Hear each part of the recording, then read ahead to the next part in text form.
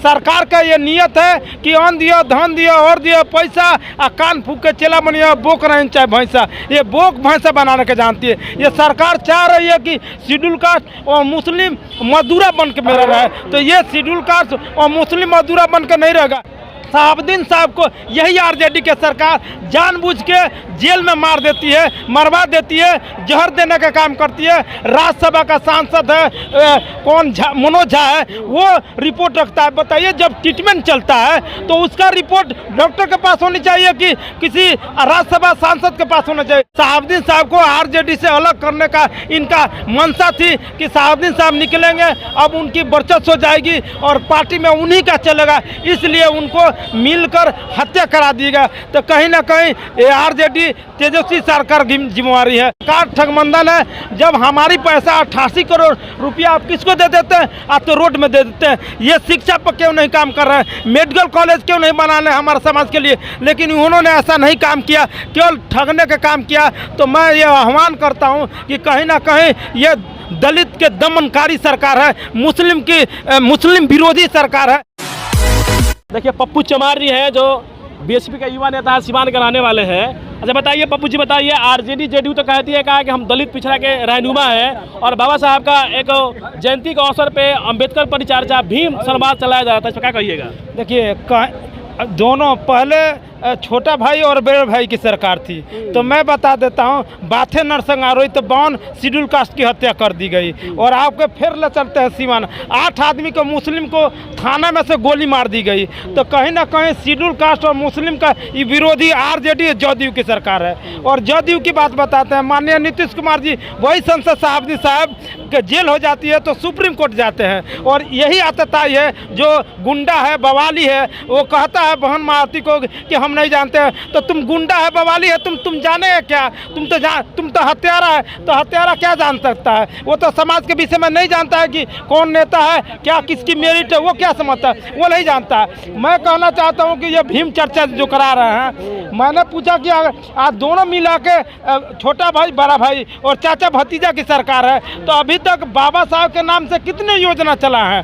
क्या रविदास, संत सिरो रविदास के नाम से आपने क्या योजना चला है? आपने बहन जी के तर्ज पर यहाँ आरक्षण लागू किया, वो भी आरक्षण उन्होंने खा गए। बहन जी के नाम पर SC ST एक्ट में पैसा देने का काम किए, ठीक है, आप पैसा दे रहे हैं। मैं पूछना चाहता हूँ, 88 करोड़ वो पैसा जो शेड्यूल कास्ट के आता था, वो पैसा आपने रोडों में दे दिया। आपने JNU जामिया जैसे व्यवस्था क्यों नहीं किया?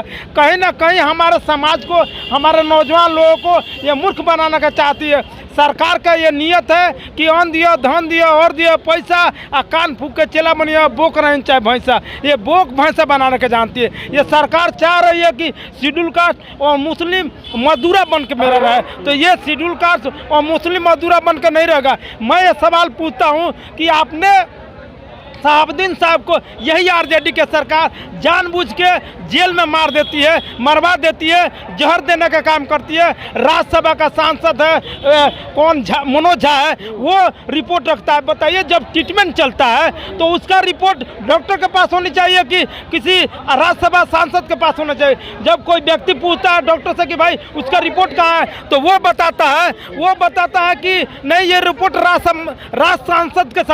राज्यसभा के सांसद के पास है। तो कहीं ना कहीं इससे प्रूव होता है, जैसे कहा कि गर जरूरी नहीं हर बात जुबान से बे करना, मैं आंखों से दिल क्या किताब पढ़ लूँगा, बस तू सामने खड़ा रहना। खड़ा रहिएगा तो दिल की बात लोग बता देंगे। कहीं ना कहीं शहाबुद्दीन साहब को आरजेडी से अलग करने का इनका मंशा थी कि शहाबुद्दीन साहब निकलेंगे, अब उनकी वर्चस्व हो जाएगी और पार्टी में उन्हीं का चलेगा, इसलिए उनको मिलकर हत्या करा दिएगा। तो कहीं ना कहीं ये आरजेडी तेजस्वी सरकार की जिम्मेवारी है। मैं ये कहना चाहता हूँ, जब आप हितैषी हैं तो अभी तक आज 40 साल हो गए, 40 साल में क्या बाबा साहब के नाम से आपने किया? क्या बाबा साहब के नाम से विश्वविद्यालय खोला? क्या आपने क्या बोलते हैं, जिस तरह JNU जामिया की तरह विश्वविद्यालय व्यवस्था दिए? क्या हमारे समाज के लोगों को लिए स्पेशल पैकेज दिए? नहीं, आपने ये किया। ठगबंधन हम कहेंगे, ये सरकार ठगबंधन है। जब हमारी पैसा 88 करोड़ रुपया आप किसको दे देते हैं? आप तो रोड में दे देते हैं। ये शिक्षा पर क्यों नहीं काम कर रहे हैं? मेडिकल कॉलेज क्यों नहीं बनाने हमारे समाज के लिए? लेकिन उन्होंने ऐसा नहीं काम किया, केवल ठगने का काम किया। तो मैं ये आह्वान करता हूँ कि कहीं ना कहीं ये दलित के दमनकारी सरकार है, मुस्लिम विरोधी सरकार है। तो ये दलित मुस्लिम लोगों से मैं आह्वान करता हूं कि कुछ आप बदले, कुछ हम बदले, मुहाना बदलेगा, आप और हम एक साथ रहे तो जमाना बदलेगा। हम ये आह्वान करते हैं आपके न्यूज़ चैनल से कि हमें मिलना होगा, सारे गिलवा सिकवा भुलाकर आपको आना होगा। शायर इकबाल साहब का है, ये माली इस बगिया को बहार दे, फूलों को खिलने दे, बबुला को चहचहाने दे, भौरा को मराने दे।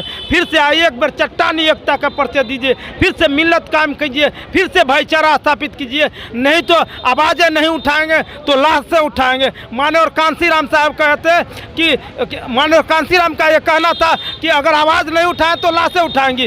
बाबा साहब फिर कहे कि अपमानित भरी जिंदगी से मर जाना ही अच्छा होता है। तो मेरा कहने का अर्थ है कि अपमानित भरी जिंदगी से मर ही क्यों नहीं जाते हो? अरे इतना तुमको डर है तो कश्ती से उतर ही क्यों नहीं जाते? उतर जाओ, तुम्हें इतना डर है तो। मैं ये कहना चाहता हूँ, अगर तुम जिंदा हो तो जिंदा का सबूत तुम्हें देना होगा, ये तुम्हें दिखाना होगा। मुझे वो बात याद रही है कि हीरो और सितारों में रह गुजर चमक छोड़ जाएंगे, पहचान अपनी दूर तक छोड़ देंगे, खामोशी के मौत दोबारा नहीं, शीशा हूँ टूट कर खड़क छोड़ जाएंगे। हीरो और सितारों से आग्रह है कि अपने आप को हीरा और सितारा ना सो करें। मैं भी एक शीशा हूँ, मुझ में भी चमक है, मुझ में भी खनक है। फर्क इतना ही होगा, तू अमीरों के मसीहा है, हम गरीबों के मसीहा हैं। फर्क इतना ही होगा कि तेरा निकाह होगा, मेरा दाह होगा, फिर भी दुनिया गवाह होगा। मरने के बाद भी पप्पू चमार जमा होगा, हर घटा समा होगा। पप्पू चमार बताइए, लालू यादव कहते हैं कि हम दलितों गरीबों के आवाज है, मेरे सरकार में कोई भी दलित पिछड़े का कोई शोषण नहीं होता, सब ठीक ठाक है। नहीं, ये गुंडों की सरकार है। जब से ये सरकार आती है गुंडागर्दी करती है, सबसे ज्यादा शेड्यूल कास्ट की हत्या करती है। देखिए अभी भी कौन पसमान है, हत्या कर दी गई। आज सीवान में जाइए, जब से सरकार बनी है मैं सीवान को उठाते हैं, हर महीना में कम से कम 10 जगह शेड्यूल कास्ट को और मुस्लिम को पीटा जाता है। एक घटना मैं हृदय विरागत बताता हूँ कि सुबह उठते उठते एक मुस्लिम अभी बाथरूम नहीं जाता है तो मार मार के मुआ जाता है। इस तरह दरिंदगी का हद पार कर दिया जाता है। इससे ज़्यादा क्या कहा जाए? कहीं ना कहीं यह सरकार शेड्यूल कास्ट मुस्लिम का विरोधी को सरकार है। मैं तो कहूँगा तख्त बदल दीजिए, ताज बदल दीजिए, बेईमानों का राज बदल दीजिए। ये बेईमानों के राज है, आपको बदलना होगा। अगर नहीं बदलते हैं तो आने वाली पीढ़ी आपके गूंगे बहरे होगा। इसके लिए आपको आना होगा, लाशें उठाएंगे, नहीं तो और कुछ नहीं करते। आवाज़ उठाना होगा, नहीं तो लाशें उठाएंगे, आपको आना होगा। तो लास्ट को चलेगा, बाबू जी बताइए, जो दलित डीएम का जो हत्यारा है आनंद मोहन, उसका रिहाई हो चुका है, लेकिन बिहार के कोई भी दलित नेता से बोलने के लिए तैयार क्यों नहीं है? ना देखिए, वो चमचा युग है। आप जब माननीय कांसीराम ये चम्मच बन के बैठे हुए हैं, 5 साल के बाद वैसे लोगों को लाया जाएगा और लाने के बाद जैसे चम्मच आप देखिए खा लेने के बाद उसको बिक दिया जाता है। उसी तरह हमारा समाज के नेता हो, उसे यूज कर लिया जाता है इलेक्शन के समय और उसका वैल्यू नहीं दिया जाता है। जैसे मेरे बड़े भरे जनक चमार साहब है, क्या RJD के शिवचंद्र राम है, इनको केवल इलेक्शन के समय लाया जाता है। उसके बाद वो मेरे बड़े भैया शिवचंद्र साहब कह रहे थे कि बसपा की बाबा साहब के सपनों का सरकार होगा। हम कहेंगे यही बाबा साहब के सपनों का सरकार है। 52 हत्या शेड्यूल कास्ट के हुआ, उस समय क्या कर रहे थे? जब जी कृष्णैया साहब की हत्या कर दिया जाती तो आप क्यों नहीं बोलते? आप मौन धारण क्यों करते? जब एक IAS की न्याय नहीं मिल सकता तो हमारे और हमारे जैसे गरीब आदमी को न्याय नहीं मिलेगा। कल मुझे भी गोली मार दी जाएगी।